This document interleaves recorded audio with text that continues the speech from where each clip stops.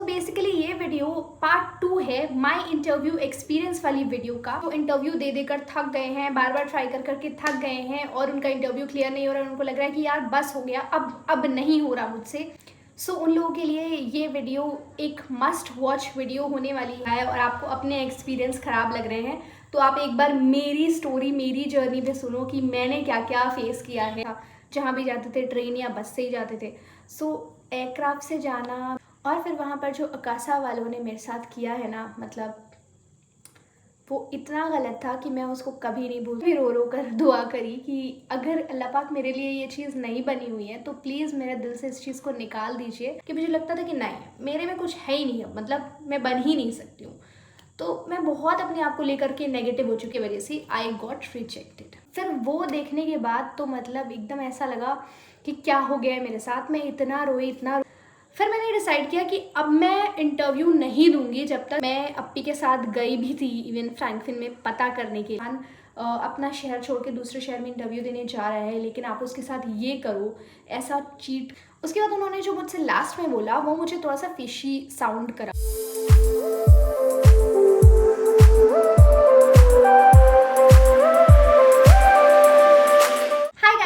Back to connecting you and me and welcome back to a new video. सबसे पहले a very happy morning, happy afternoon, happy evening and happy night you also जिस free time आप इस video को देख रहे हो। I hope कि आपका वो टाइम हैप्पी हो। आज की ये वीडियो काफी स्पेशल है और बहुत ही ज्यादा इंस्पायरिंग होने वाली है उन लोगों के लिए जो कैबिन क्रू बनना चाहते हैं और इंटरव्यू दे देकर थक गए हैं, बार बार ट्राई कर करके थक गए हैं और उनका इंटरव्यू क्लियर नहीं हो रहा है। उनको लग रहा है कि यार बस हो गया, अब नहीं हो रहा मुझसे। कितनी ही बार ट्राई करें, एक बार हो गया, दो बार हो गया, कितनी बार ट्राई करें नहीं हो रहा है, बार बार रिजेक्शन नहीं झेला जा रहा है। सो उन लोगों के लिए ये वीडियो एक मस्ट वॉच वीडियो होने वाली है। प्लीज़ इसको देखना, आपके लिए ये बहुत ज़्यादा इंस्पायरिंग होगी क्योंकि इस वीडियो में मैं शेयर करने वाली हूँ अपनी पूरी कैबिन क्रू बनने की जर्नी को। सो बेसिकली ये वीडियो पार्ट 2 है माय इंटरव्यू एक्सपीरियंस वाली वीडियो का। माय इंटरव्यू एक्सपीरियंस वाली जो वीडियो मैंने शेयर की थी उसमें मैंने उस पर्टिकुलर दिन की, जिस दिन मैं सिलेक्ट हुई थी जिस इंटरव्यू में, उस पर्टिकुलर दिन के और उस पर्टिकुलर इंटरव्यू के सारे राउंड एक्सप्लेन किए थे और उस पूरे दिन को एक्सप्लेन किया था कि वो मेरा एक्सपीरियंस कैसा रहा वो सिलेक्ट होने का। बट उसके पीछे की जो मेरी जर्नी रही है वो इतनी ईजी नहीं थी। सो वो जो है वो मैं आज इस वीडियो में शेयर करने वाली हूँ। वो जो पूरी जर्नी, जो कि मैंने उस वीडियो में भी बोला था कि कभी अगर टाइम मिला तो मैं इनिशियल से पूरी की पूरी जो मेरी जर्नी रही है वो आपके साथ शेयर करूँगी।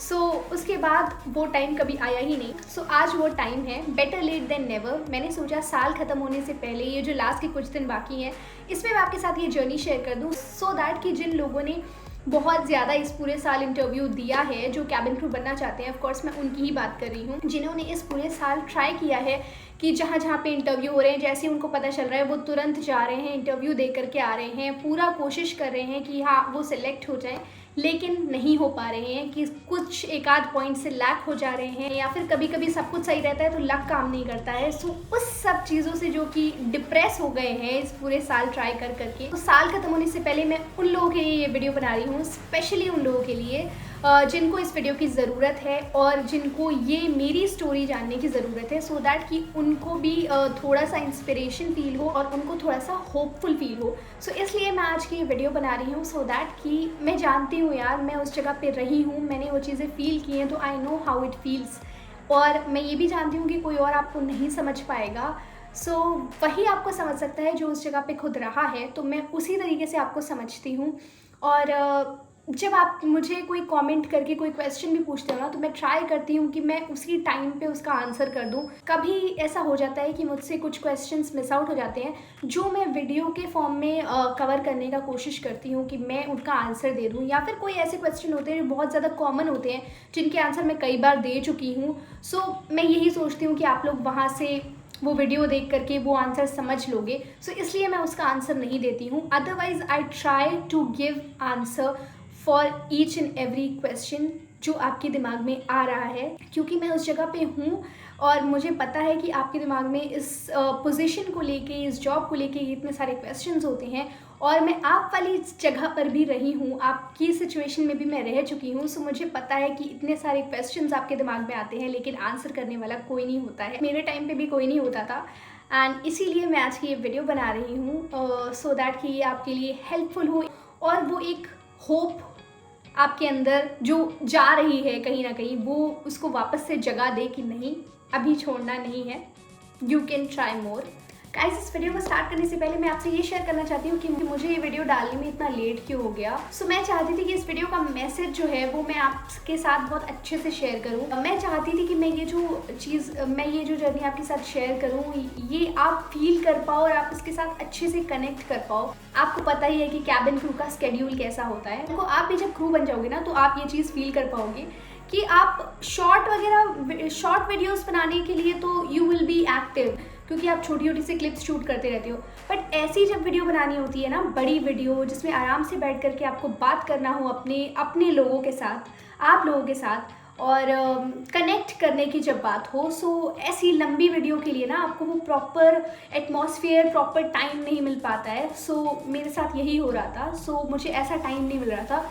ऑल्दो मुझे होटल वगैरह में ऐसा टाइम मिलता है कि हाँ, वहाँ पे मैं शूट कर सकती हूँ ये चीज़ें, लेकिन होटल वगैरह में मुझे इतना वो वाला कनेक्ट फील नहीं होता है जो मुझे ये घर का माहौल और ये मेरे आराम से अपने कंफर्ट जोन में आराम से बैठ करके जो मैं जितनी दिल से आपसे बात कर पाऊँगी ना, वो मैं वहाँ नहीं कर पाऊँगी। I don't wanted it to be like that कि बस मैं ऐसे ही कुछ भी आके आपसे बात कर लूँ और एक वीडियो के फॉर्म में आपको कुछ भी बता दूँ। I wanted it to be heart to heart, एकदम ऐसा कनेक्ट वाली चीज़। इसलिए मुझे इतना लेट हो गया ये वीडियो शेयर करने में। लेकिन मेरे दिमाग में ये चल रहा था कि ये साल एंड होने से पहले मुझे ये वीडियो आपके साथ शेयर करनी ही करनी है, ताकि आप जब नेक्स्ट ईयर में मूव करो ना, तो आप एक अच्छी होप के साथ मूव करो और आपको पता चले कि मेरी जर्नी कैसी रही है और मेरे क्या एक्सपीरियंसेस रहे हैं। अगर आपको अपने एक्सपीरियंसेस ख़राब लग रहे हैं कि अब बहुत सारे इंटरव्यू दे लिया है लेकिन नहीं हो रहा, गिव अप करने का मन हो रहा है और आपको अपने एक्सपीरियंस ख़राब लग रहे हैं, तो आप एक बार मेरी स्टोरी, मेरी जर्नी पे सुनो कि मैंने क्या क्या फेस किया है। तो फिर आप डिसाइड करो कि गिव अप करना है या नहीं, या फिर एक और ट्राई देना है। I just wanted this message to reach out to you guys before this year ends, ताकि अगर 2024 में आपका कुछ नहीं हो पाया है, तो आने वाले साल में 25 में you will make it your year. I wish and I pray कि next year हम साथ में फ्लाई करें और ऐसे हम स्क्रीन के थ्रू ना कनेक्ट करें, हम साथ में फ्लाई करें। And one more thing guys, मेरा एक सजेशन है कि जिसने भी मेरी जो इंटरव्यू एक्सपीरियंस वाली जो वीडियो है, जो लास्ट मैंने शेयर करी थी, दिस वीडियो, इंटरव्यू एक्सपीरियंस वाली वीडियो, जो कि इस वीडियो का फर्स्ट पार्ट है, अगर आपने वो नहीं देखी है तो प्लीज़ जाकर उसको देखो। इट्स अ रिक्वेस्ट एक्चुअली, क्योंकि अगर आप वो वीडियो नहीं देखोगे तो आप इस वीडियो से शायद उतना कनेक्ट ना कर पाओ, क्योंकि उसमें मैंने आपके साथ अपना इंटरव्यू एक्सपीरियंस शेयर किया है और वो इतना रॉ है। हर चीज़ जैसी थी वो मैंने वैसी आपके साथ शेयर करी है। I want you guys to go and watch that video. जाओ, उसको पहले देख कर आओ और फिर ये वीडियो पे वापस आओ, और तब आप ज़्यादा कनेक्ट कर पाओगे इस वीडियो से और आप समझ पाओगे इस वीडियो को ज़्यादा अच्छे से। अगर आपने ऑलरेडी देख रखी है तो आप कंटिन्यू कर सकते हो, लेकिन अगर आपने नहीं देखी है तो प्लीज़ पहले वो वीडियो देख कर आओ, तभी आपको ये वाली वीडियो देखने में मज़ा आएगा और ये वाली वीडियो अच्छे से समझ में आएगी।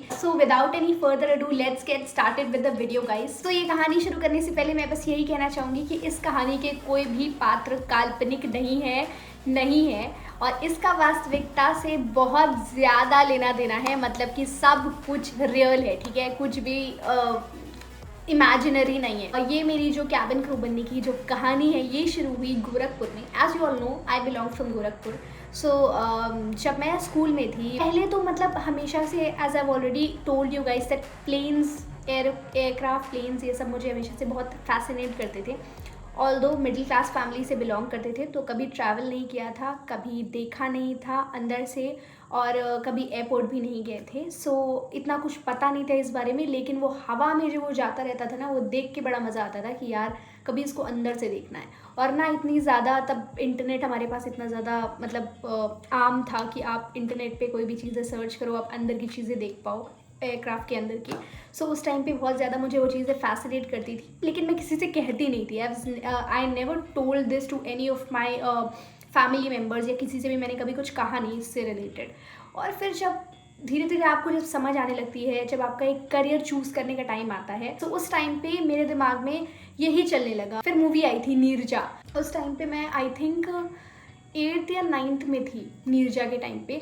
सो वो मूवी मैंने देखी थी और तब मुझे एयरक्राफ्ट के अंदर की चीज़ें दिखी थी और तब मुझे धीरे धीरे वो चीज़ें मतलब समझ में आने लगी कि अच्छा ये ऐसे होता है, ये क्रू होती है, एयर होस्टेस होती है। मतलब क्रू तो नाम ही उस टाइम पे हटा दो, नाम मुझे इतना ज़्यादा उसमें वो टर्म्स में नहीं पता था, एयर होस्टेस पता था। सो तब मुझे लगा कि अरे ये एयर होस्टेस होती है, ये चीज़ें मुझे फिर बहुत ज़्यादा अच्छी लगने लगी। और फिर एक और सीरियल आता था, तो हमारे पास मोड क्या था, सिर्फ था टीवी। ठीक है, टीवी पे मैंने देखी वो मूवी, टीवी पे मैंने देखा वो एक सीरियल आता था, एक कुछ उसका ऐसी एविएशन से रिलेटेड कुछ नाम था, वो सीरियल मैंने देखा। सो ये सब चीज़ें ये छोटे छोटे लिंक थे जो मुझे इस तरफ ला रहे थे। और फिर और धीरे धीरे समझ भी आ रही थी, क्योंकि 11th-12th का बच्चा तो वैसा वाला टाइम आ गया था, तो वो चीज़ें मेरे दिमाग में बसती जा रही थी। तो फिर 12th के टाइम से जब ये हुआ कि अब करियर डिसाइड करना है कि करना क्या है, सो मेरे दिमाग में जब से सेंसेस में मैं आई होंगी, सो मैंने इसी करियर को अपने लिए इमेजिन किया कि मतलब I want to become an air hostess. मुझे क्रू बनना है, मुझे वो लाइफ जीनी है, मुझे फ्लाई करना है, मुझे वो ना एयरक्राफ्ट में वो वाली ज़िंदगी चाहिए। तो अब सोच तो लिया है ये ड्रीम के बारे में, सोच तो लिया है कि हाँ बनना है, लेकिन कुछ पता नहीं है, कोई रहा नहीं है इस बैकग्राउंड से, घर में भी कोई नहीं, दूर दूर तक कोई नहीं। घर में तो इस तरह से ट्रैवल भी करना आम नहीं था, जहाँ भी जाते थे ट्रेन या बस से ही जाते थे।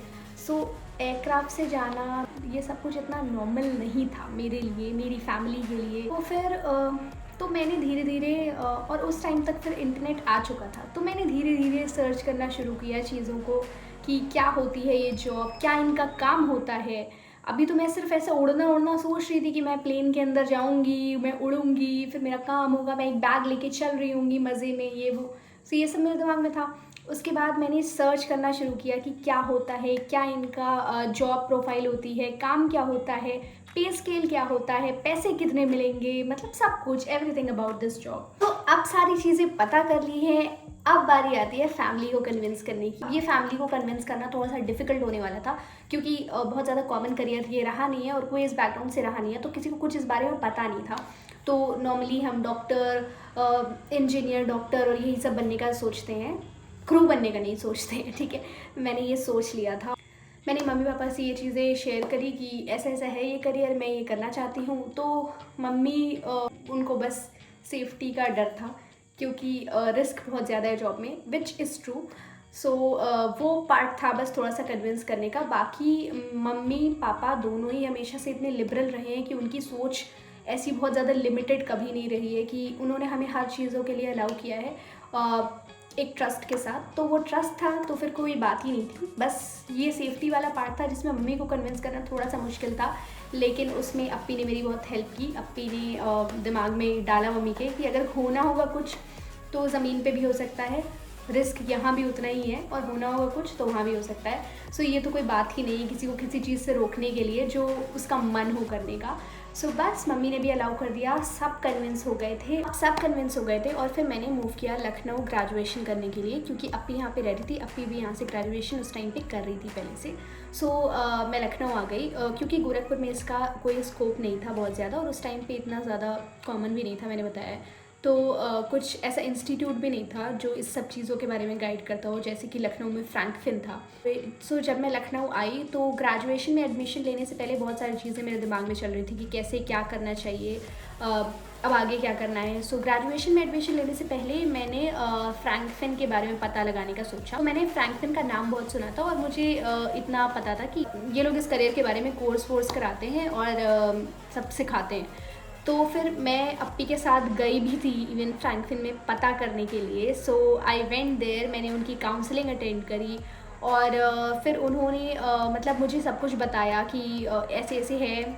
और जो फ़ीस उन्होंने उस टाइम पे मुझे बताई थी, इट वाज 1 लाख से ऊपर ही थी। मतलब मैंने रीथिंक किया कि क्या 1-1.5 लाख रुपए देना सही होगा। और coming from a middle class family, तो ऐसा नहीं है कि हम अफोर्ड नहीं कर सकते थे उस टाइम पे फ्रैंकफिन की फ़ीस, लेकिन मैंने ये फ्रैंकफिन में फ़ीस सबमिट करने से पहले 2 बार सोचा। मैंने सोचा कि थोड़ा टाइम रुकते हैं, 2-3 महीना पहले ग्रेजुएशन में एडमिशन लेते हैं, और उसके बाद 1-1.5 महीने के बाद मैं फ्रैंकफिन में एडमिशन ले लूँगी। तो वहाँ से मैं ये चीज़ करके आ गई वापस। और हाँ, वो जॉब की भी कोई ऐसी श्योरिटी उन्होंने मुझे नहीं बताई थी। सो फिर मैं वापस आ गई और मैंने सोचा था कि 1-1.5 महीने में जैसे ही मैं ग्रेजुएशन में एडमिशन ले लूँगी उसके बाद मैं फ्रैंकफिन ज्वाइन कर लूँगी। दिमाग में ये क्लियर था कि हाँ मैं कर लूँगी ज्वाइन। उसी के बाद आप ऊपर वाले का एक इशारा कह लो या एक मिरेकल कह लो, मेरे साथ हुआ कि जहाँ पे मैं रहती थी, जिस फ्लैट पे हम लोग रहते थे उसके नीचे वाले फ्लोर पे कुछ और लोग आए रहने के लिए और उनके साथ हमारे काफ़ी अच्छे टर्म्स हो गए थे, मतलब एक फैमिली टर्म्स टाइप के हो गए थे। और उन लोगों ने फ्रैंकफिन से कोर्स किया हुआ था। सो उन लोगों ने बातों बातों में ये बताया कि उन्होंने फ्रैंकफिन से कोर्स किया हुआ है और उन्होंने अपना एक्सपीरियंस शेयर किया और उन्होंने बताया कि फ्रैंकफिन से उन्होंने कोर्स किया, 1-1.5 लाख रुपए दिए थे, लेकिन जॉब उनको फ्रैंकफिन ने नहीं दिलाई। हाँ, वो ये बता देते हैं आपको कि यहाँ पे इंटरव्यूज़ हो रहे हैं लेकिन वो आपको जॉब नहीं दिलाते हैं, ठीक है। तो ये मुझे क्लियर हो गया था कि फ्रैंकफिन जॉब तो नहीं दिला रहा है। और तब मुझे ये भी पता चला कि वो लोग ऐसा कुछ बहुत खास वहाँ पे पढ़ा नहीं रहे हैं, सिखा नहीं रहे हैं। अगर आपको प्रॉपर इंग्लिश वगैरह आती है, आप फ्लुएंट है इंग्लिश में, तो आपको कोर्स करने की इतनी ज़्यादा ज़रूरत नहीं है। बट जिनको प्रॉपर इंग्लिश नहीं आती है तो उनके लिए कि वो आपकी इंग्लिश वगैरह पे वर्क करते हैं, ये सब चीज़ों पे वो वर्क करते हैं फ्रैंकफिन वाले। तो इतना तो मुझे पता ही था कि यार मेरे में ये सारी कमी तो है नहीं, मतलब इंग्लिश वगैरह में आई वॉज फ्लुएंट, मेरी प्रोफिशिएंसी अच्छी थी, इंग्लिश हिंदी में मेरी कमांड अच्छी थी, बाकी कोई ऐसी प्रॉब्लम मुझे थी नहीं। तो मुझे फिर लगा कि यार फिर मैं क्यों ही ज्वाइन करूँ फ्रैंकफिन। मतलब वहाँ से मेरा दिमाग क्लियर हो गया कि नहीं, अब जो भी करना है मुझे अपने ऊपर वर्क करना है और वो मैं खुद से करूँगी, उसके लिए मैं फ्रैंकफिन ज्वाइन नहीं करने वाली हूँ। तो वहाँ से फ्रैंकफिन का चैप्टर मेरे लिए हो गया क्लोज, ठीक है। लेकिन मैं ये नहीं कह रही हूँ कि कोई इंस्टीट्यूट ज्वाइन करना बिल्कुल ही ख़राब है या ऐसा कुछ। जिनको बहुत ज़्यादा प्रॉब्लम होती है इंग्लिश वगैरह में और जिनको मतलब कॉन्फिडेंस का और हर चीज़ का बहुत ज़्यादा प्रॉब्लम है, तो अगर आप ज्वाइन करना चाहो तो आप कर भी सकते हो। वो इन सब चीज़ों पे ही वर्क करते हैं मोस्टली, आपकी पर्सनालिटी डेवलपमेंट और कॉन्फिडेंस के लिए। सो पर्सनालिटी डेवलपमेंट तो आप खुद में भी कर सकते हो, लेकिन इंग्लिश वगैरह के लिए वो काम करते हैं। बाकी अगर आप इंग्लिश वगैरह के लिए अगर आप फ्रैंकफिन नहीं ज्वाइन करना चाहते हो तो you can join some other course, English speaking course वगैरह। सो मतलब मैं ये नहीं कह रही हूँ कि किसी इंस्टीट्यूट की मैं यहाँ बुराई नहीं कर रही हूँ, लेकिन मेरे लिए वहाँ से फ्रैंकफिन का चैप्टर क्लोज हो गया था, क्योंकि मुझे अपना पैसा इतनी बेसिक चीज़ों के लिए नहीं फंसाना था जो कि मुझे ऑलरेडी आती है। तो मैंने सोचा मैं खुद पे खुद ही वर्क करूँगी और फिर मैंने वर्क करते करते बनाया ये, ठीक है। सो मैंने जब स्टार्ट किया था तो मुझे इतना कुछ पता वता तो था नहीं। सो ये जो नोटबुक है मेरी, ये मैंने उस टाइम पे बनाई थी and you can see the date over here. मैंने मेंशन भी किया था यहाँ पे, जिस दिन मैंने ये डायरी ये नोटबुक मैंने बनाई थी ना, उस दिन मैंने इस पर ये डेट भी डाली थी। और अब इसकी हालत थोड़ी सी ख़राब हो गई है, मतलब इंक विंक इसकी थोड़ा सा वैसी हो गई है, स्पिल हो गई है। लेकिन August 6, 2019, सो ये उस दिन मैंने बनाई थी और उसमें मैंने अपने मन से कोट्स वगैरह लिखे थे, gate control of your mind और पता नहीं क्या क्या। और बाकी मैंने चीज़ें मतलब इन्फॉर्मेशन निकालनी शुरू करी related to airlines, different airlines. ऐसा नहीं कि मेरा फोकस सिर्फ इंडिगो पे था, मैंने अलग अलग एयरलाइन से रिलेटेड चीज़ें निकालनी शुरू की। सो जितनी एयरलाइंस इंडिया में हैं उनके सारे नाम की पहले मुझे पता तो होना चाहिए कौन कौन सी एयरलाइन है इंडिया में, and after that her airline के रिगार्डिंग इन्फॉर्मेशन कि किसके सीईओ कौन है, किसका क्या क्या है, सब कुछ। मैं ये नहीं कह रही हूँ कि आपको ऐसी डायरी बनाना इंपॉर्टेंट है, लेकिन अगर आप इंक्विजिटिव हो और आपको मज़ा आता है हर चीज़ें पता रखने के लिए मेरी तरह, सो आप ये कर सकते हो काम, ताकि आपको ये हर चीज़ें पता रहे और आपसे कभी कोई पूछ ले इंटरव्यू में कि आप हमारी कंपनी के बारे में क्या जानते हो, तो आपको सब चीज़ें पता रहे। तो मैंने ये सारा होमवर्क तो किया हुआ था, ठीक है। मैंने ये सब पे वर्क करना स्टार्ट किया और मैंने ये सब बनाया फॉर लाइक एवरी एयरलाइन। मैंने एक एक चीज़ें लिखी हुई थी उस टाइम पे, और क्वेश्चंस मैंने निकाल के लिखे कि हाँ ये पूछ सकते हैं। मैंने जीडी के टॉपिक्स बहुत सारे प्रिपेयर किए कि इन पे हो सकती है GD, joint family versus nuclear family और अलग अलग चीज़ें, ठीक है। तो बहुत सारी ऐसी चीज़ें थी जिनको मैंने इस नोटबुक में समेटा, एंड टिल डेट ये नोटबुक मेरे पास है। मतलब 2019 से 2024 चल रहा है एंड अब 2025 आने वाला है, तो अब तक ये नोटबुक मेरे पास है and I will always keep this with me, क्योंकि ये मुझे याद दिलाता है कि मैंने स्टार्ट कहाँ से किया था। तो ये मैंने बनाई और फिर मैंने अपने ऊपर धीरे धीरे काम करना शुरू किया। काम करना एज एन अपनी पर्सनालिटी पे, अपने इंग्लिश स्पीकिंग पे, अपनी नॉलेज को और ज़्यादा इम्प्रूव करने की कोशिश करी। And then comes my first interview, जो कि मैंने 2019 में ही दिया था, नवंबर में, और वो था पिकाडली होटल में, लखनऊ में। So it was my very first interview. और उस टाइम पे मैं ग्रेजुएशन में थी, मेरा पहला इंटरव्यू था, तो मैंने बहुत सारी तैयारियां की थी, मतलब अपने लिए पूरा ड्रेस कोड वगैरह जो भी मैंने वहाँ से पढ़ा, उनकी वेबसाइट पे जाके, इंडिगो का इंटरव्यू था वो, तो मैंने वेबसाइट पे जाकर के पढ़ा कि क्या क्या रिक्वायरमेंट है, मतलब क्या क्या चीज़ें लेकर के जानी है, कैसे तैयार होके जाना है। सो मैंने सब कुछ उस हिसाब से ड्रेसअप हुई मैं, हाफ स्लीव शर्ट, नी लेंथ स्कर्ट, सब कुछ पहन वहन के मैं गई। और इंटरव्यू स्टार्ट था कुछ 9 बजे के राउंड, मैं पहुंची कुछ 11 बजे के राउंड, क्योंकि 1 घंटा ट्रैवल टाइम था, मैं काफ़ी दूर थी वेन्यू के रहती। So I used to stay in Gomti Nagar and interview was in Alambagh, Piccadilly उधर है, तो वहाँ पे था।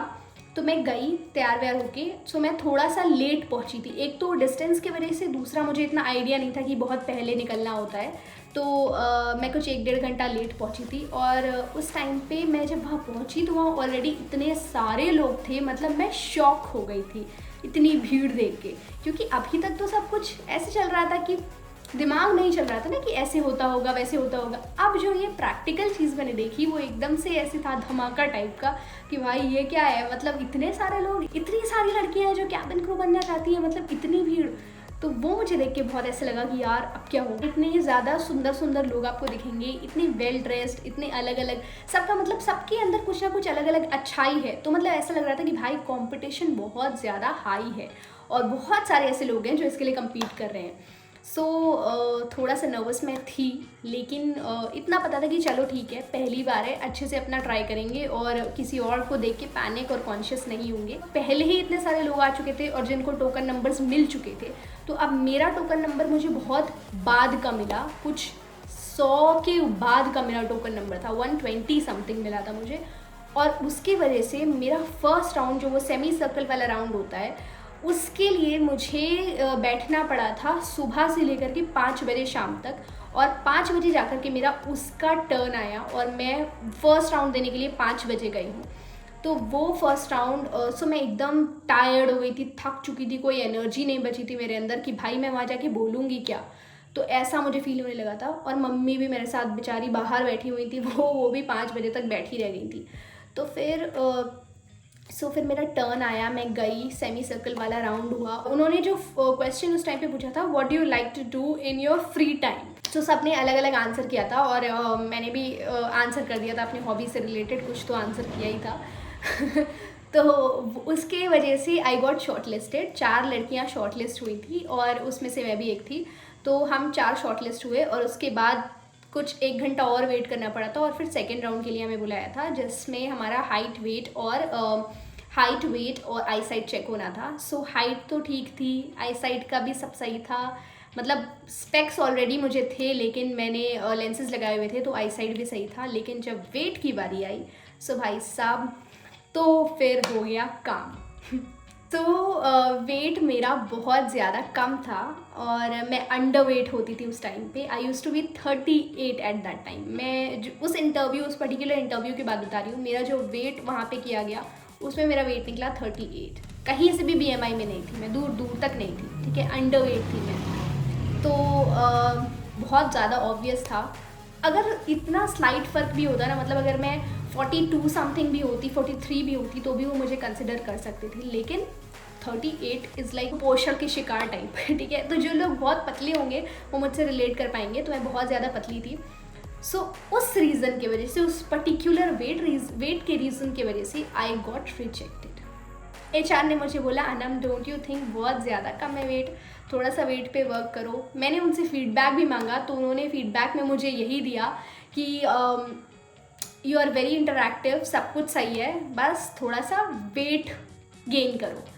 तो यार मुझे इतना ज़्यादा बुरा लग रहा था, मतलब पहला इंटरव्यू था आई नो, लेकिन मुझे इतना ज़्यादा बुरा लगा था, मतलब ऐसा लग रहा था मेरा दिल टूट गया, इतना ज़्यादा बुरा लग रहा था कि मैं आपको बता नहीं सकती हूँ।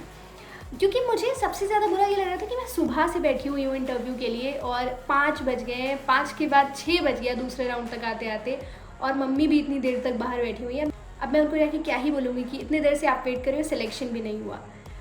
फिर मैं गई कैसे तैसे जाकर, मैंने बोला नहीं हुआ मम्मी, उन्होंने कुछ नहीं, उन्होंने बोला ठीक है बेटा पहली बार था, कोई बात नहीं, इतनी सारी लड़कियां आई हुई हैं, कितने लोग रिजेक्ट हो गए हैं, कितने लोग को नहीं सिलेक्ट किया, बहुत कम लोग को वो लोग सेलेक्ट कर रहे हैं, ये है वो है करके वो बहला फुसला के मुझे लेकर गई। मैं वापस गई घर, बट वो मेरे दिमाग में बैक ऑफ द माइंड कहीं ना कहीं बस गई थी वो चीज़ कि यार वेट के वजह से आई गॉट रिजेक्टेड। मतलब वो बहुत ज़्यादा मुझे बुरी लग रही थी चीज़। फिर मैंने डिसाइड किया कि अब मैं इंटरव्यू नहीं दूंगी जब तक मैं अपना वेट इंक्रीज़ नहीं कर लेती हूँ। मतलब वेट जब तक मेरा बढ़ नहीं जाएगा तब तक मैं इंटरव्यू नहीं दूंगी। फिर मैंने वेट बढ़ाने पे वर्क करना शुरू किया और मैंने बहुत सारी चीज़ें ट्राई करी, बनाना शेक, सब ने बोला ये खाओ वो पियो ये सब ट्राई करो, तो मैंने बहुत कुछ ट्राई किया लेकिन वेट नहीं बढ़ रहा था। सो वो लोग मुझसे बहुत रिलेट कर पाएंगे जो वेट बढ़ा रहे हैं या जिनका वेट कम है और कोशिश कर रहे हैं वेट बढ़ाने की लेकिन नहीं बढ़ रहा है। I can understand that, I can feel you, क्योंकि मैं उस फेज़ में रही हूँ और मेरा वेट बिल्कुल नहीं बढ़ रहा था। तो 1-1.5 साल हो गया इस चीज़ को, फिर मैंने छोड़ दिया था। अपने ग्रेजुएशन पे मैं फोकस करने लग गई और मैंने कहा यार जाने देते हैं, शायद मैं इस चीज़ के लिए नहीं बनी हूँ। बुरा तो बहुत लग रहा था अंदर ही अंदर, क्योंकि किसी चीज़ को इतना ज़्यादा चाहा हो तो वो ना मिल रही, वो उसको छोड़ने के बारे में सोचो तो बहुत बुरा लगा। फिर थोड़ा सा वेट जब मेरा नॉर्मल हुआ तो वैकेंसीज फ्रीज हो गई, कोविड का टाइम था और फिर 1-1.5 साल कोई वैकेंसी नहीं थी। तो फिर मुझे ऐसा फील होने लग गया था कि यार अब शायद ये जॉब मेरे लिए बनी ही नहीं है, मैं नहीं बन पाऊँगी क्रू। और अब मेरा ग्रेजुएशन भी पूरा हो गया था। सो कोविड की सेकेंड वेव का टाइम था और मेरा ग्रेजुएशन भी पूरा हो गया था। सो फिर मैंने इसको छोड़ करके बाकी चीज़ों को ट्राई करने का सोचा। मैंने 2-3 जगह पे इंटरव्यूज़ दिए। मुझे लगने लगा था कि यार अब मैं ग्रेजुएट हो गई हूँ तो मैं बहुत बड़ी हो गई हूँ, मुझे जॉब करनी चाहिए, टाइम निकला जा रहा है, ये हो रहा है वो हो रहा है, जो कि गलत था। अब मैं सोचती हूँ इस बारे में तो जो कि गलत था, क्योंकि मेरी एज भी कोई बहुत ज़्यादा नहीं थी और मेरी फैमिली का भी कोई ऐसा प्रेशर नहीं था। मेरी फैमिली वाले यही कहते थे तुम अपनी इस ड्रीम को मत छोड़ो और तुमको अभी जॉब करने की ज़रूरत नहीं है, तुम इस पर ही फोकस करो, इंटरव्यूज़ आएंगी और फिर तुम देना, इसमें ही मतलब तुम रहो और जॉब करने की अभी ज़रूरत नहीं है। लेकिन मेरा था कि नहीं, मुझे करना है कुछ। तो मैंने 2-3 जगह पे इंटरव्यू दिया, 1-2 जगह से मुझे कंफर्मेशन भी आ गया, मतलब सिलेक्शन भी हो गया, लेकिन मेरा मन नहीं मान रहा था। वो होता है ना अंदर से मन, तो मैं बहुत परेशान हो गई थी। मतलब मैंने खुद को इतना परेशान कर लिया था, मुझे इतनी एंजाइटी होने लगी थी। मतलब हर वक्त मैं स्ट्रेस में रहती थी, परेशान रहती थी कि मतलब क्या होगा, क्या करे, मतलब क्या सोचा है करियर में और क्या करने का अब सोच रहे हैं, जिस चीज़ का मन नहीं है उसमें जा रहे हैं। तो मतलब बहुत अजीब सा फेज़ था वो, बहुत ज़्यादा मैं नेगेटिव हो चुकी थी। मुझे लगने लगा था कि अब तो मैं बन तो नहीं सकती अब कैबिन क्रू। लेकिन मेरी फैमिली का बिलीव था, मेरी बहन हमेशा मुझसे कहती थी कि नहीं, मुझे तुम्हारे अंदर वो सारी क्वालिटीज़ दिखती हैं जो कि एक कैबिन क्रू में होती हैं और तुम बन जाओगी। लेकिन मैं इतनी सेल्फ कॉन्शियस हो चुकी थी कि मुझे लगता था कि नहीं, मेरे में कुछ है ही नहीं, मतलब मैं बन ही नहीं सकती हूँ। तो मैं बहुत अपने आप को लेकर के नेगेटिव हो चुकी थी कि मतलब नहीं हो पाएगा यार, मतलब मेरी पर्सनैलिटी शायद उस तरह की नहीं है। और बहुत सेल्फ कॉन्शियस, बहुत सारे नेगेटिव थॉट, सब कुछ आने लग गए थे मुझे। फिर मैंने प्रे करना शुरू किया। मैंने रेगुलर अपनी, वैसे तो मेरी आदत थी नमाज की, लेकिन मैंने और ज़्यादा उसमें पाबंदी लाई, मैं और ज़्यादा रेगुलर हुई नमाज को लेकर के। आपका जो भी प्रे करने का तरीका हो आप उसको ना कंटिन्यू करो हमेशा। जब भी आप नेगेटिव फील करो ना, तो आप जब उसको कंटिन्यू कर लोगे, अपनी हैबिट में ले आओगे ना, तो आपको अपने आप पॉजिटिविटी फील होने लगेगी। ऐसे ही एक दिन मुझे मैं चेक तो करा करती थी चीज़ें, मतलब एविएशन से रिलेटेड, मतलब मेरी फील्ड मैंने आपको बताई है कि पूरा का पूरा एविएशन भरा होता था। तो ऐसे मुझे एक दिन दिखा कि 2 नई एयरलाइन आई हुई हैं। तो एक का तो मैं काफ़ी दिनों से सुन रही थी, फ्लाई बिग एयरलाइन, और एक मैंने सुना अकासा। तो तब मैंने अकासा का नाम सुना कि अकासा भी कोई एयरलाइन है जो अभी स्टार्ट करने वाली है अपने ऑपरेशन। कि उनको कैबिन क्रू की रिक्वायरमेंट थी, सो वो रिक्रूट कर रहे थे। और उनको मतलब उनका ये नहीं था कि वॉक इन वगैरह इंटरव्यू वगैरह नहीं थे, क्योंकि अभी नई एयरलाइन थी और वो शुरू होने वाली थी। सो इसलिए वो उनको मेल पे अपनी CV और एक फुल लेंथ पिक्चर सेंड करनी थी। तो मैंने बस ऐसे ही सेंड कर दी। मैंने कहा यार चलो एक ट्राई कर लेते हैं, मैंने भेज दी, ठीक है। और फ्लाई बिग का मैं देख रही थी, उनको भी शायद मैंने भेजी थी अपना CV और पिक्चर।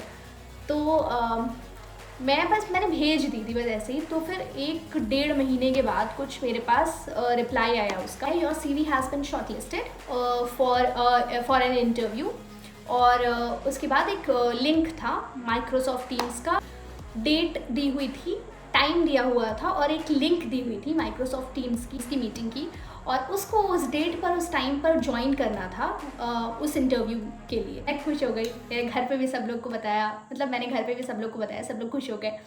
फिर मेरा वो दिन आया, फिर मैंने अपना 100% देने का सोचा। मैंने एकदम प्रॉपरली, मैं वेल ड्रेस्ड होके बैठी, जैसे एक प्रॉपर इंटरव्यू देने के लिए हम वेन्यू पे जाते हैं ना, वैसे मैं घर पे रेडी होकर के बैठी, मेकअप करके प्रॉपर रेडी होकर के। उसमें लिखा भी हुआ था मेल में कि you need to get ready in the proper attire, और ये सब करके आप प्रॉपर बैठना कैमरा के सामने, और एक माइक रखना, अच्छा इंटरनेट कनेक्शन होना चाहिए, एवरीथिंग। सो मैंने सब ध्यान में रखा, सब कुछ ध्यान में रखकर मैंने वो टीम्स की मीटिंग ज्वाइन करी। और फिर उसके बाद इंटरव्यूअर ने मुझसे बहुत सारे क्वेश्चन पूछे। बहुत अच्छा इंटरव्यू हुआ वो मेरा, कुछ 10-15 मिनट की हमारी प्रॉपर कॉन्वर्सेशन हुई। उन्होंने मुझसे बहुत सारे क्वेश्चन पूछे regarding my background, place of birth, everything, मतलब हर कुछ उन्होंने पूछ लिया उस 15 मिनट में। और बहुत अच्छी कॉन्वर्सेशन हुई थी वो। मैं काफ़ी ज़्यादा उसको लेकर कॉन्फिडेंट थी, उस कॉन्वर्सेशन को लेकर के। उस कॉन्वर्सेशन के बाद उन्होंने बोला कि you will receive a mail if you are selected for the second round, you will receive a mail और within 7 working days. So उसके बाद वो इंटरव्यू हो गया, और उसके कुछ आधे घंटे के बाद ही, मतलब 7 वर्किंग डेज तो बहुत दूर की बात है, आधे घंटे के बाद ही I received a mail from there and कि you have been shortlisted for the second round. और वो भी एक वीडियो कॉल इंटरव्यू होगा, जो कि हाँ कल होगा, आने वाले कल। और उसके लिए भी एक माइक्रोसॉफ्ट टीम्स की मीटिंग की लिंक थी, वो मुझे ज्वाइन करनी थी और टाइम दिया हुआ था। सो फिर तो मैं बहुत ज़्यादा खुश हो गई थी कि मतलब मैं सेकेंड राउंड में पहुंच गई हूँ। और उसके बाद फिर मैंने नेक्स्ट डे और अच्छे से मतलब ग्रूमिंग वगैरह करी, और मैं और अच्छे से रेडी वेडी होकर के बैठी कैमरा के सामने। और फिर सेकेंड राउंड स्टार्ट हुआ, उन्होंने भी मीटिंग ज्वाइन करी, और फिर हमारा इंटरव्यू और 1-on-1 कॉन्वर्सेशन फिर से हुई, और अच्छी खासी कॉन्वर्सेशन हुई फिर से। इस बार कुछ 5-7 मिनट का इंटरव्यू हुआ था। फिर उसके बाद उनका सेम रिप्लाई था कि okay thank you, now if you get shortlisted we will again mail you about the same in 7 working days. मैंने कहा ठीक है। उसके बाद within 7 working days I received another mail from there and कि you have been shortlisted for the personal interview in Gurgaon at Akasa's office। और वहाँ पे फिर मुझे इन्होंने बुलाया था। मैंने सारी इन्फॉर्मेशन चेक करी थी, एवरीथिंग वाज लेजिट। फिर मैं और ज़्यादा खुश हो गई कि भाई मतलब पर्सनल इंटरव्यू के लिए बुला लिया, और ये फाइनल राउंड होने वाला था, ठीक है। तो मुझे फाइनल राउंड के लिए पर्सनल इंटरव्यू के लिए गुड़गांव बुलाया था। सो फिर मैं पापा के साथ गई, क्योंकि मैं अकेले कभी कहीं गई नहीं हुई थी, तो पापा के साथ गई मैं इंटरव्यू देने के लिए। पहले मैं गई दिल्ली में मैंने होटल लिया, वहाँ पे हमने स्टे किया, पापा और मैं वहाँ पे रुके हुए थे। और फिर वहाँ से मैं रेडी होकर के बाय कैब गुड़गांव गई अकासा के ऑफिस। और फिर वहाँ पर जो अकासा वालों ने मेरे साथ किया है ना, मतलब वो इतना गलत था कि मैं उसको कभी नहीं भूल सकती हूँ। मतलब बहुत ज़्यादा गलत था, और प्लीज़ ये कभी किसी और के साथ मत करना, ये चीज़ बहुत गलत है, ऐसे तो नहीं करना चाहिए। So it was so wrong, मैं बताती हूँ। सो मैं वहाँ गई इंटरव्यू के लिए, और फिर उन्होंने CV वगैरह सबमिट करी। उसके बाद मैं हॉल में गई जहाँ पे सारे कैंडिडेट्स बैठे हुए थे, और वहाँ पर भी बहुत सारे लोग थे, मतलब बहुत भीड़ थी। और मुझे ऐसा लग रहा था कि शॉर्टलिस्ट किया है तो कुछ लोग होंगे, लेकिन बहुत ज़्यादा भीड़ थी, बहुत सारे लोग थे। और देख के वहाँ पे लोगों को पता चल रहा था कि ये फ्रेशर तो नहीं है, एक्सपीरियंस लग रहे थे सारे के सारे। और कुछ उसमें से बस 4-5, मुझे लेकर के 4 और लोग थे, मतलब मुझे लेकर के 5 लोग थे टोटल, जो कि फ्रेशर थे, जो कि शॉर्टलिस्ट होके आए थे मेरी ही तरह 2 वीडियो कॉल इंटरव्यू देख करके। और उसके अलावा बाकी के जो लोग थे वो सारे के सारे एक्सपीरियंस थे, और वो वॉक इन के लिए आए थे। तो पहले तो उन्होंने 1-1.5 घंटा हमें एक कॉन्फ्रेंस रूम में बुलाया, और वहाँ पे अपनी एयरलाइन के बारे में हमें ब्रीफ करना स्टार्ट किया कि ऐसी हमारी एयरलाइन है, ये हमारी यूनिफॉर्म है, फिर ये हमारी ट्रेनिंग फीस होगी, अगर आप सेलेक्ट हो जाते हो तो ये हमारा सैलरी होगी, बेस हमारा सिर्फ और सिर्फ बैंगलोर है, ये सब कुछ उन्होंने बताया। और मतलब बेसिक कितनी होगी, आप इतने आवर्स अप्लाई करोगे तो आपको इतने पैसे मिलेंगे, ये सब कुछ उन्होंने सारी इन्फॉर्मेशन, 1-1.5 घंटे का ये पूरा सेशन था जो उन्होंने चलाया। उसके बाद उन्होंने इंटरव्यूज़ स्टार्ट करे, पर्सनल इंटरव्यू। पहले उन्होंने हाइट और वेट चेक किया सारे कैंडिडेट का, उसके बाद उन्होंने इंटरव्यू लेना स्टार्ट किया। And all this while my father was waiting down stairs, नीचे जहाँ पे बैठने का भी ऐसा कोई एरिया नहीं था स्पेसिफिक। सो वो फिर कैंटीन में बैठे, फिर वो कैंटीन में वेट कर रहे थे। मतलब he was passing his time here and there, मतलब कैसे तैसे करके वो अपना टाइम, उन्होंने बाद में मुझे बताया कि उन्होंने अपना टाइम पास कैसे कैसे, किसी भी ऐसे पेरेंट्स के लिए बैठने का अरेंजमेंट हो या फिर ऐसा कुछ भी नहीं था, ठीक है। उनका खुद का ऑफिस एक फ्लोर पे, उस टाइम पे छोटा सा ऑफिस था, और नीचे वो जो पूरी बिल्डिंग थी उसमें भी इतना ज़्यादा कोई ऐसा अरेंजमेंट नहीं था बैठने बैठने का। उसके बाद उन्होंने इंटरव्यू स्टार्ट किया, मैं इंटरव्यू के लिए गई। इंटरव्यू वेंट वेल, उन्होंने 2-4 क्वेश्चन मुझसे पूछे, मैंने आंसर किया, एवरीथिंग वॉज गुड। उसके बाद उन्होंने जो मुझसे लास्ट में बोला वो मुझे थोड़ा सा फिशी साउंड करा, क्योंकि उन्होंने मुझसे बोला कि everything is fine about you um, but we just want to tell you that we are giving priority to experience candidates. और ये उन्होंने मुझसे बोला। सो मुझे बहुत ज़्यादा गुस्सा आया। मुझे पता तो चल गया था कि ये एक्सपीरियंस कैंडिडेट्स को, उन्होंने ये चीज़ वहाँ पे क्लियर कर दी थी कि वो एक्सपीरियंस कैंडिडेट्स को प्रायोरिटी दे रहे हैं। तो मेरे दिमाग में ये आया था कि फिर आपने मेरा इतना टाइम वेस्ट क्यों किया। मतलब मैं ऑल द वे लखनऊ से ट्रैवल करके दिल्ली आई हूँ, दिल्ली से कैब करके यहाँ आई हूँ, और मैं दिल्ली में भी होटल में रुकी हुई हूँ। मतलब ये सब कुछ मैंने एफर्ट क्यों लिया। तो आपको सब कुछ पता था, मैंने वीडियो कॉल वाले इंटरव्यू में आपने मुझसे जो जो पूछा था मैंने सब बताया था। और ऐसा भी नहीं था कि आपको ये नहीं पता था कि मैं फ्रेशर हूँ, सब कुछ पता था। आपने बेवकूफ़ समझ रखा है लोगों को। या आपको जब एक्सपीरियंस कैंडिडेट्स ही हायर करने थे तो आपको फ्रेशर को नहीं बुलाना चाहिए था इतनी दूर। मतलब मैं इतने एफर्ट लेके जाती ही नहीं ना। सो वो इतना मुझे गंदा फील हो रहा था उस पॉइंट पे। मतलब मुझे इतना ज़्यादा, मुझे एक तरह से वहाँ पे चीटेड फील हो रहा था। और लास्ट में उन्होंने ये बोला कि this is not the final result, अभी हम कुछ भी ऐसा बता नहीं रहे इंटरव्यू का रिजल्ट, ये मैं आपको ये आपको 7 वर्किंग डेज में अगेन मेल के थ्रू पता चल जाएगा। सो वहाँ से उन्होंने कोई रिजल्ट नहीं दिया, बट मेरे दिमाग में वो क्लियर पिक्चर बन चुकी थी कि जब उन्होंने बोल ही दिया कि we are giving priority to the experience candidates. के बाद मैं नीचे आई, मैंने पापा को बताया कि ऐसा ऐसा सीन है। उन्होंने बोला है वो मेल के थ्रू बताएंगे। सो पापा को भी लगा कि हो सकता है मेल के थ्रू आ जाए, पता चल जाए। फिर मैं वापस आई दिल्ली, अगले दिन मैं वापस आ गई लखनऊ। फिर भी मुझे एक होप थी कि मेल हो सकता हो आ जाए। तो मैंने 5-6 दिन रेगुलर मेल में अपने चेक कर रही थी, और मैं रोज़ स्क्रॉल कर रही हूँ, रोज़ ओपन कर करके चेक कर रही हूँ, हो सकता है मेल आ जाए, हो सकता है मेल आ जाए। क्योंकि इंटरव्यू मेरा अच्छा हुआ था टू बी ऑनेस्ट, तो मैं उम्मीद में थी, मुझे थोड़ी बहुत उम्मीद थी मेरे दिल में। लेकिन एक वो आ रहा था बार बार कि नहीं, उन्होंने ऐसे बोल दिया है तो वो नहीं देंगे फ्रेशर को प्रायोरिटी।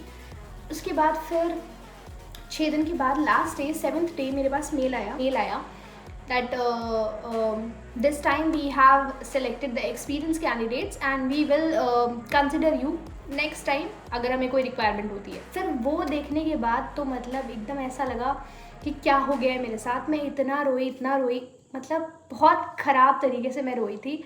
और वो दिन मुझे याद है, मतलब मैं कम से कम 2 घंटा तो रोई होंगी कंटिन्यूसली। मम्मी के साथ बैठ के मैं बहुत रोई। फिर मम्मी ने मुझे चुप वुप कराया। मम्मी ने कहा जो होता है अच्छे के लिए होता है, कुछ ना कुछ बेहतर होगा, इसीलिए नहीं हुआ, जो भी हुआ अच्छा हुआ है, बाद में तुमको पता चलेगा, अल्लाह पाक जो करते हैं अच्छा करते हैं।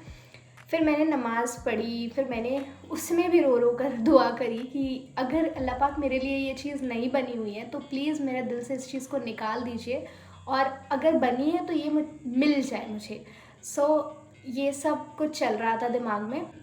उसी के नेक्स्ट डे मैं ऐसे इंस्टाग्राम स्क्रॉल कर रही थी तो मुझे एक पोस्ट दिखा इंडिगो का, नाउ हायरिंग वाला, और उसमें फिर था इंटरव्यू के सारे लोकेशन दिए हुए थे, जिसमें लखनऊ भी था। और मैंने देखा लखनऊ में कल है इंटरव्यू, मतलब जिस दिन मैं देख रही हूँ वो पोस्ट उसके नेक्स्ट डे। उसके बाद मैंने देखा, मैंने बताया घर पे, तो सबने बोला कि एक बार ट्राई करो। मेरा बिल्कुल मन नहीं था ये वाला इंटरव्यू देने का, क्योंकि मुझे लग गया था इस टाइम तक मैं इतनी नेगेटिव हो चुकी थी, मुझे लगा नहीं होगा, कुछ भी होगा, अब तो करना ही नहीं है ट्राई। फिर घर पे सबने कहा कि एक बार और ट्राई कर लो, अल्लाह पाक अगर चांस दे रहे हैं, मौका दे रहे हैं, तो एक बार और ट्राई करो, अपनी तरफ से 100% दे के देखो, क्या पता कुछ बेहतर हो। सो मैंने इस बार सोच लिया था कि मैं अपना 100% दूंगी, और चाहे कुछ भी हो जाए अपनी तरफ से मैं पूरी कोशिश करूँगी। और बाकी जो मेरे प्रीवियस एक्सपीरियंसेस रहे हैं उनसे भी मैंने काफ़ी कुछ सीखा है। ये आकाशा वाले दोनों इंटरव्यूज़ से मेरे अंदर बहुत एक कॉन्फिडेंस आ गया था। सो मेरा जो वीडियो कॉल वाला जो भी इंटरव्यू रहा है दोनों, और फिर पर्सनल इंटरव्यू, ऑल दैट सब से मुझे कॉन्फिडेंस आ गया, क्योंकि वो इतनी अच्छी कॉन्वर्सेशन मेरी हुई थी उनके साथ। So so I got that confidence from there. इस बार मैं बस सोच के गई थी कि मुझे अपना 100% देना है। मैं बहुत जल्दी वेन्यू पे पहुंच गई थी, जल्दी घर से निकल गई थी, जल्दी वेन्यू पे पहुंच गई थी। और मेरा इंटरव्यू कैसा रहा इंडिगो वाला, जिसमें मैं सिलेक्ट हुई। 4 October 2022 was the day that I got selected as a cabin crew. और इसका पूरा एक्सपीरियंस मैंने अपनी इंडिगो एयरलाइंस इंटरव्यू एक्सपीरियंस में शेयर किया है, जिसका लिंक मैं डिस्क्रिप्शन में दे दूँगी, जो कि इस वीडियो का फर्स्ट पार्ट है, जो मैंने आपको पहले सजेस्ट किया था कि आप उसको ज़रूर देखना, तब आपको ये वीडियो ज़्यादा अच्छे से समझ में आएगी। उस वीडियो का लिंक मैं डिस्क्रिप्शन में दे दूँगी और उसको ज़रूर देखना। उसमें मैंने अपना पूरा एक्सपीरियंस शेयर किया है कि मेरा पूरा दिन कैसा रहा है, एकदम रॉ एक्सपीरियंस शेयर किया है, जो जैसा जैसा मेरे साथ हुआ वैसा वैसा मैंने आपके साथ शेयर किया है सारे राउंड्स। और बहुत अमेजिंग एक्सपीरियंस था वो ही इंटरव्यू है जिसमें मेरा सिलेक्शन हुआ और फिर मैं कैबिन क्रू बन गई। सो ऐसी रही है मेरी कैबिन क्रू बनने की जर्नी, और बहुत उतार चढ़ाव भरी रही है, बहुत अप्स एंड डाउन्स रहे हैं, बहुत अजीब सा फेज़ भी आया है, लेकिन सब कुछ कोप अप करते हुए जो प्रोडक्ट निकल के आया है इज़ द बेस्ट। और मैंने जो दुआ मांगी थी कि या तो मेरे दिल से अल्लाह पाक इसको निकाल दीजिए या तो फिर ये मुझे मिल जाए, तो उन्होंने मेरी दूसरी वाली दुआ कबूल करी कि वो मुझे मिल गया। और मैं जितना ज़्यादा इस चीज़ के लिए शुक्र अदा करूँ उतना कम है ऊपर वाले का। और उसके साथ ही साथ मैं एक चीज़ और कहना चाहूँगी गाइस, मैंने अपने हर इंटरव्यू एक्सपीरियंस से कुछ ना कुछ सीखा है। जैसे कि मेरा जो फर्स्ट एक्सपीरियंस था जिसमें मेरा वेट का कंसर्न था, वेट की वजह से मैं रिजेक्ट हुई थी, तो उसके बाद मैंने ये नहीं किया कि मैं इंटरव्यू पे इंटरव्यू देती जा रही हूँ और रिजेक्ट होती जा रही हूँ बिना अपने अंदर कोई चेंज लाए, क्योंकि मैं अगर उसके बाद इंटरव्यूज़ देती रहती तो मैं रिजेक्ट ही होती रहती और मेरे अंदर का कॉन्फिडेंस और ज़्यादा कम हो जाता। जो मैं नेगेटिव फेज़ में चली गई थी वो मैं नेगेटिव फेज़ इंटू 10 में चली जाती, मतलब नेक्स्ट लेवल नेगेटिव हो जाती मैं। लेकिन मैंने ऐसा नहीं किया, मैंने वो अवॉइड किया, इंटरव्यूज़ अवॉइड किए कुछ टाइम तक, जब तक मेरे अंदर कोई चेंज नहीं आ जाता, क्योंकि वेट तो मेरा वैसे का वैसा था। अगर मैं और इंटरव्यूज़ देती तो मैं और रिजेक्ट होती। इससे अच्छा है कि मैंने कुछ दिन रुक करके वेट किया उस चीज़ का। लेकिन आकाशा वाला तो सीन ही अलग था भाई, मतलब उन्होंने जो मेरे साथ किया है ना, I can never forget that. वो बहुत ही गलत था। आई होप कि वो किसी और के साथ ऐसा ना करें, क्योंकि आप किसी को इतनी ज़्यादा होप देते हो। आप सोचो कि मैं अपने घर से वहाँ तक की गई हूँ ये होप लेकर के, इतनी होप से कोई इंसान अपना शहर छोड़ के दूसरे शहर में इंटरव्यू देने जा रहा है, लेकिन आप उसके साथ ये करो, ऐसा चीट करो, ऐसा गलत वो करो, तो ये चीज़ सही नहीं है। आप हर चीज़ को ट्रांसपेरेंट पहले से रखो, आप सारी चीज़ें क्लियर रखो, ताकि कोई दूसरा परेशान ना हो आपकी वजह से, किसी के पेरेंट्स परेशान ना हो आपकी वजह से। तो ये बहुत गलत किया था उन्होंने मेरे साथ, and I will always remember this. मैं नहीं भूल पाऊँगी। यस, मैं आपसे भी यही कहूँगी गाइस कि हमेशा अपने इंटरव्यू के एक्सपीरियंसेस से कुछ ना कुछ सीखो। बस इंटरव्यू देते मत चले जाओ कि मैं बस देती जा रही हूँ लगातार, भले ही मैं रिजेक्ट होती जा रही हूँ लेकिन मैं बार बार ट्राई करूँगी। ज़िद मत बनाओ किसी चीज़ को, अपने अंदर पहले इम्प्रूवमेंट लाओ। जो चीज़ की आप में कमी है, जो चीज़ की आप में कमी है, मैंने हमेशा बोला है आप इंटरव्यू के बाद फीडबैक लिया करो, उसके बाद उस चीज़ का इम्प्रूवमेंट खुद के अंदर करो और फिर इंटरव्यू देने जाओ। थोड़ा वेट करो, लगातार इंटरव्यू देना ज़रूरी नहीं है, हर एक इंटरव्यू देना ज़रूरी नहीं है, थोड़ा वेट करो उसके बाद इंटरव्यू देने जाओ। सो उससे आपको ना तो डिप्रेशन होगा, ना एंजाइटी होगी, ना इतना ज़्यादा गंदा फील होगा कि लगातार मैं रिजेक्ट होती जा रही हूँ। आप में कोई कमी नहीं है, आप में बस इतनी कमी है कि आप अपने ऊपर वर्क करने में टाइम नहीं लगा रहे हो। खुद को थोड़ा टाइम दो, खुद को प्रायोरिटी पे रखो और थोड़ा सा अपने एक्सपीरियंसेस से सीखो और उसके बाद इंटरव्यू के लिए जाओ and you will surely be selected. ये नया आने वाला साल आपका साल है, this is going to be your year, make it your year. बस मैं यही कहूँगी कि मेरी इंटरव्यू की जर्नी आपने सुन ली कि कैसा रहा है मेरा पीछे का बैकग्राउंड। सो आई होप कि आप इससे कुछ सीखो और इससे आपको एक होप मिले। एंड ये मेरी ऑनेस्ट पूरा का पूरा जर्नी मैंने आपके साथ शेयर करी है। इसमें सारे फेजेस मैंने अपने नेगेटिव वाला फेज़ सब कुछ बताया कि हो जाता है इंसान यार, कभी कभी जब नहीं मिल रही होती है चीज़ें ना तो नेगेटिव फेज़ में चला जाता है। आई एम श्योर आप में से कितने लोग भी जो इंटरव्यू दे रहे होंगे और जो सिलेक्ट नहीं हो रहे होंगे उनको भी ऐसा नेगेटिविटी फील हो रही होगी और लग रहा होगा कि बस यार अब नहीं करना है। लेकिन ट्रस्ट मी, टाइम आएगा, जब सही टाइम होगा तो वो चीज़ आपको मिल जाएगी। बस ट्राई करना मत छोड़ो एंड दैट इज़ इट। अगर आपने पहली वाली वीडियो नहीं देखी इंटरव्यू एक्सपीरियंस, लिंक डिस्क्रिप्शन में है, उसको चेकआउट ज़रूर करना। And that is it. I hope ये वीडियो आपके लिए हेल्पफुल रहे and I wish and I pray कि आप जल्दी जल्दी से सारे कैबिन क्रू बन जाओ और हम साथ में फ्लाई करें, अगर आप इंडिगो ज्वाइन करते हो तो, या फिर कभी ना कभी हम इन पर्सन मिल पाएँ. I wish you guys all the very best. Do well in the coming year and make it your year. I will see you again in the next video. Till then, stay well, stay safe, and peace out.